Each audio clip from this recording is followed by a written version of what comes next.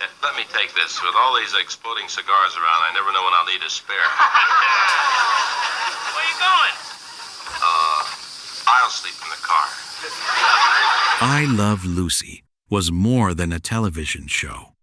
It was a weekly ritual, a moment of laughter shared by millions of families across America, gathered around glowing black and white television sets in living rooms, large and small. For much of the 1950s, few shows captured the imagination of the public the way I Love Lucy did. It was bright, funny, energetic, and unlike anything else on television. At the center of it all was Lucille Ball, with her unforgettable expressions, fearless physical comedy, and uncanny gift for turning the ordinary into the absurd. Beside her was Desi Arnaz, charming, confident, musical, and perfectly cast as Ricky Ricardo. Together, they created one of the most beloved couples in television history. But like so many great success stories, this one had another side. Behind the laughter, behind the applause, and behind the perfectly timed comedy, there were pressures building that the audience could not yet see. And in the end, there was no single scandal, no one explosive episode, and no sudden collapse. But there was a moment, a scene, that seemed to say what the show itself no longer could. A quiet, bittersweet turning point that, for many viewers, marked the real end of I Love Lucy forever. To understand that moment, we have to go back to the beginning. In the early 1950s, television was still finding its identity. Radio had long ruled the home, and film stars still seemed larger than life. Television, by comparison, was intimate. It came directly into the living room. It felt immediate, personal, almost neighborly. And that intimacy created a very different kind of star. Lucille Ball had already spent years in Hollywood before becoming a television legend. She had worked in films, often playing glamorous supporting roles, earning the nickname Queen of the Bees. But there was far more to her than the studio system had fully recognized. She had timing, nerve, and a rare willingness to look ridiculous for the sake of comedy. That willingness would become her greatest strength. Desi Arnaz came from a very different background. Cuban-born, charismatic, and musically talented, he had made a name for himself as a band leader and performer. He brought rhythm, charm, and self-assurance to every room he entered. On paper, Lucille Ball and Desi Arnaz may have seemed like an unlikely pair. In real life, they became one of the most famous couples in America. When Lucille Ball wanted to adapt her radio program My Favorite Husband for television, she insisted that Desi play her husband on the show. Network executives were hesitant. They doubted American audiences would accept a real-life interracial marriage on screen. But Lucille Ball stood firm. If she was going to do the show, she wanted Desi with her. That decision changed television history. I Love Lucy premiered in 1951, and from the very beginning, it felt fresh. Lucy Ricardo was restless, impulsive, ambitious, and forever getting herself into trouble. Ricky was exasperated but loving, stern but warm, and their chemistry felt effortless because, of course, it was built on something real. Fred and Ethel Mertz, played by William Frawley and Vivian Vance, completed the formula beautifully. They gave the show texture, friction, and heart. The setup was simple, but the execution was extraordinary. The writing was sharp. The timing was exact. And Lucille Ball was fearless. Whether Lucy was stomping grapes, wrapping chocolates, selling Vitamita Vegamin, or hatching another half-baked plan to get into show business, She made audiences laugh in a way that felt both theatrical and deeply human. She wasn't a polished heroine. She was flawed, curious, determined, and endlessly imaginative. Viewers saw themselves in her, even when she was doing things they would never dream of doing. That was the genius of I Love Lucy. It was not simply funny. It was relatable. And it came at precisely the right moment in American life. The post-war years were bringing new routines, new technology, and new ideas of domestic life. Television was becoming the center of the home, and I Love Lucy quickly became one of its brightest stars. The show was not merely successful, it was dominant. At its peak, it drew enormous audiences and became one of the defining programs of its era. But its importance went beyond ratings. The show also changed the business of television. Lucille Ball and Desi Arnaz, through their company Desilu, helped pioneer production methods that would become standard. Rather than broadcast live in New York as many programs did at the time, they filmed the show in California before a live studio audience using multiple cameras. That decision improved quality, preserved episodes for reruns, and helped create the template that television comedy would follow for decades. In other words, I Love Lucy did not just succeed within television. It helped invent the television people came to know. And yet, even during its greatest triumphs, the seeds of strain were already being planted. Success brings pressure. Enormous success brings even more. Long working hours, constant expectations, business responsibilities, and public scrutiny can test even the strongest relationships. Lucille Ball and Desi Arnaz were not just co-stars. They were spouses, business partners, parents, and public figures living under a microscope. For a time, they managed it brilliantly. One of the most remarkable examples came when Lucille Ball became pregnant in real life. In that era, such matters were handled with extraordinary caution on television. Even language itself was tightly controlled. But instead of hiding the pregnancy, the show chose to incorporate it into the story. That decision became one of the most famous moments in television history. Audiences did not merely accept it, they embraced it. When Lucy gave birth on the show, America tuned in enormous numbers. It was more than a plot point. It was a shared national event. And it demonstrated once again that I Love Lucy had an unmatched ability to blend the personal and the universal. But the very quality that made the show feel so alive, the sense that something real was happening behind the comedy, would later give its ending a special sadness.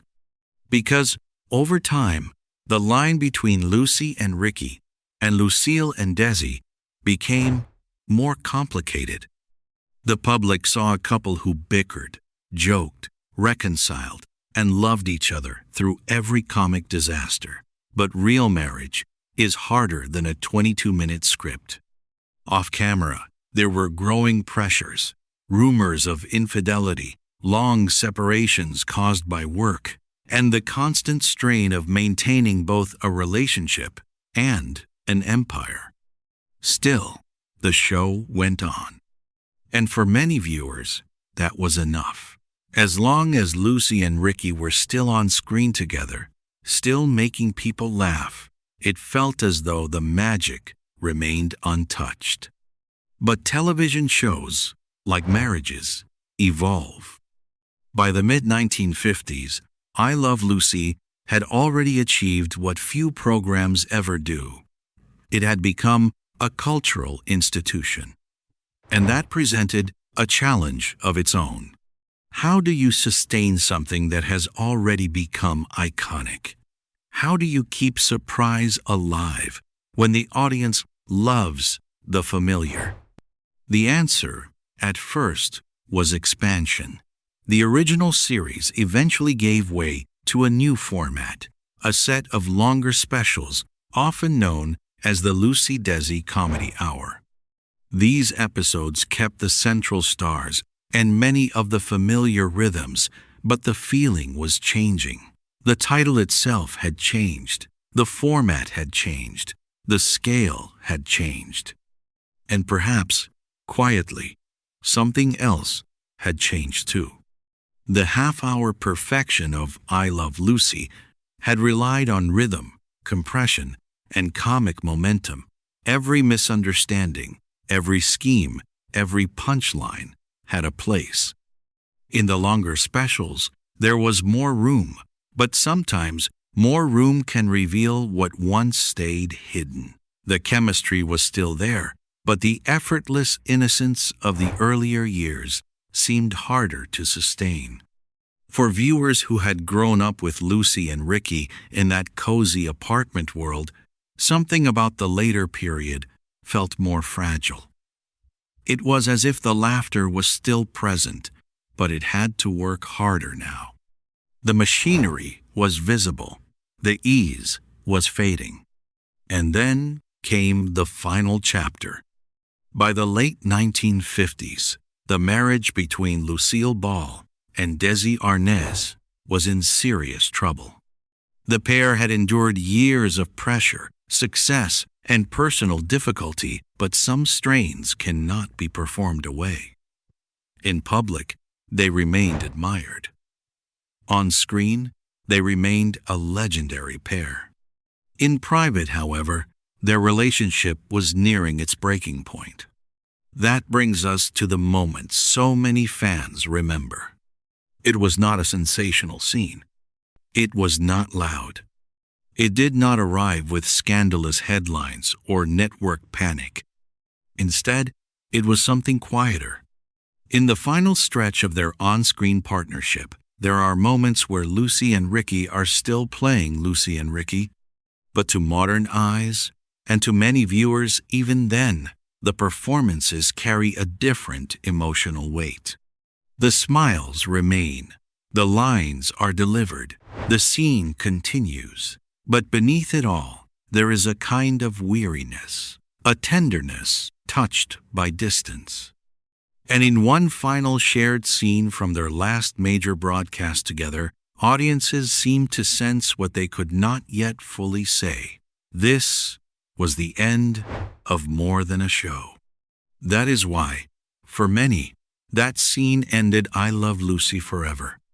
Not because it ruined the program, not because it scandalized the audience, but because it revealed something heartbreakingly human.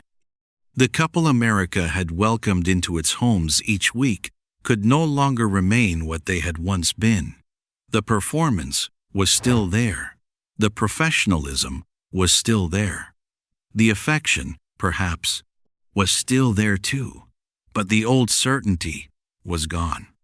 Soon afterward, their marriage ended in divorce. And once that happened, the original emotional world of I Love Lucy could never truly be recreated. Lucille Ball would go on. Desi Arnaz would go on. Both would remain important figures in entertainment history. But the special magic of that particular era, the combination of domestic comedy, real marriage, live wire chemistry, and cultural timing, belonged to a moment that had passed. That is what makes the ending of I Love Lucy so different from the endings of many other shows. There was no dramatic cancellation, no public disgrace, no single controversy that brought it all crashing down. Instead, the show became a victim of time, change, and life itself.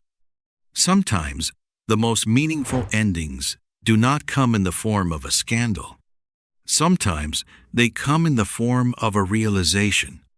And for many viewers, That realization happened in the final Lucy-Desi performances, when the laughter was still present, but the illusion had become more delicate. What once felt invincible now felt mortal. Yet if the end carries sadness, the legacy carries something much greater.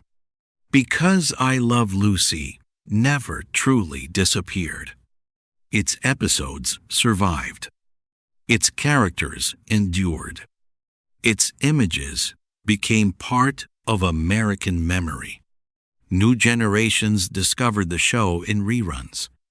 The grape stomping scene, the chocolate factory, the madcap disguises, the jealous misunderstandings, the failed plans, the triumphant recoveries, they all remained just as vivid as ever. The laughter still worked. The timing still landed.